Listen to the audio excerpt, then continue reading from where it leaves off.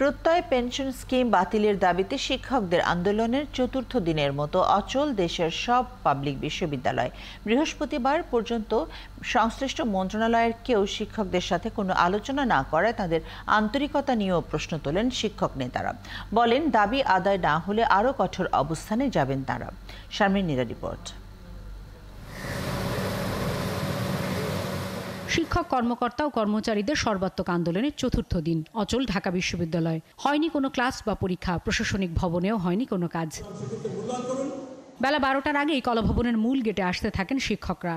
প্রত্যয় নামের pension scheme বহাল থাকলে ভালো শিক্ষক মিলবে না এমন শঙ্কার সাথে প্রশাসনের কর্তৃপক্ষের সাথে কোনো বৈঠক না হওয়ায় ক্ষোভ জানান শিক্ষকরা। আমরা মনে করি যে একটা আশার আলো আমরা দেখব রাষ্ট্র যদি আলোচনার সূত্রপাত করে। প্রত্যয় স্কিম বাতিল করে শিক্ষকদের যে দাবিগুলো আছে সেটা মেনে নিন এবং আমাদের জন্য স্বতন্ত্র বেতন স্কেল প্রণয়ন করুন। কোন কারণে কেন প্রত্যয় স্কিম বলে একটি নতুন স্কিম আমাদের কাছে চাপিয়ে দেওয়া হলো আমাদের উপরে, সেটি পরিষ্কার নয়। এখন জন্ম সনদ দিয়ে খোলো বিকাশ স্টুডেন্ট অ্যাকাউন্ট। নিজের বিকাশ নিজে কর। তারা বলেন, শিক্ষার্থীদের জিম্মি করে আন্দোলন নয়, এই আন্দোলন তাদের নিজেদের বঞ্চিত হবার শঙ্কায়।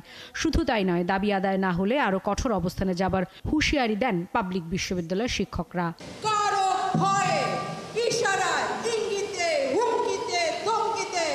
সাধারণ শিক্ষক সমাজ পিছিয়ে আসবে না যতক্ষণ পর্যন্ত একটি কার্যকরী সমাধান, ইতিবাচক সমাধান না আসবে ততক্ষণ পর্যন্ত সর্বাত্মক আন্দোলন চলবে।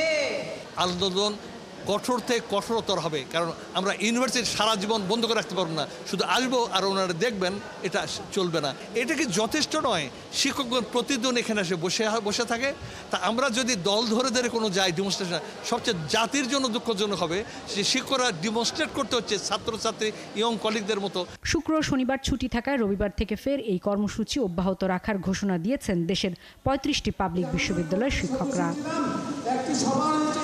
শারমিন নীরা, 71, ঢাকা।